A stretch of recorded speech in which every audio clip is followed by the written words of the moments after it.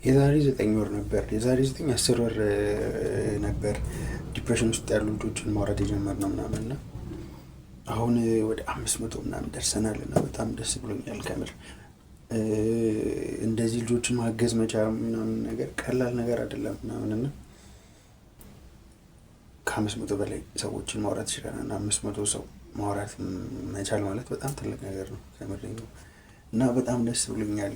በጣም ደስ ብሎኛል እና ግን ትንሽ ቅር ያለኝ ነገር ፎሎወር ቢያንስ 5000 መግባት ነበረብን። 5000 እንኳን አልገባንም እና ፎሎ አድርጉን፣ አበረታቱን፣ ብዙ ልጆች ጋር እንድረስ።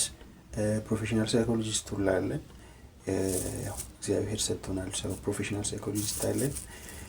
ስለዚህ ፎሎ አድርጉን፣ ሼር አድርጉላቸው ለጓደኞቻችሁ። እንዲሁም ዲፕሬሽን ውስጥ ያሉ ልጆች ካሉ፣ ጨለማ ውስጥ የሚገኙ ልጆች ካሉ ከኛ ጋር መጥቶ ጊዜ እንዲያሳልፉ ይሁን። እንወዳቸዋለን። እንደሚቀየሩ እንደሚለወጡ ሙሉ እምነት አለኝ። ምክንያቱም እስካሁን ስናወራ ዝም ብለን ማውራት ደስ ስለሚል ምናምን አይደለም የመጣ ነው ምናምንና እናምንበታለን። ስለዚህ አበረታቱን። ይመቻችሁ።